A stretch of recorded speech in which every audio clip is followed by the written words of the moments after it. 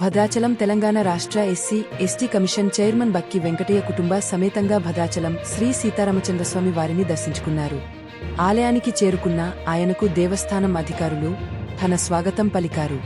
అనంతరం స్వామివారికి ప్రత్యేక పూజలు నిర్వహించి తీర్థ ప్రసాదాలు అందజేశారు. ఈ సందర్భంగా ఆయన రాష్ట్ర ప్రజల సంక్షేమం కోసం ప్రార్థించినట్లు తెలిపారు. అలాగే ఉగాది పండుగను పురస్కరించుకుని శ్రీ పరాగవ నామ సంవత్సరం సందర్భంగా ప్రజలందరికీ ఉగాది శుభాకాంక్షలు తెలియజేశారు.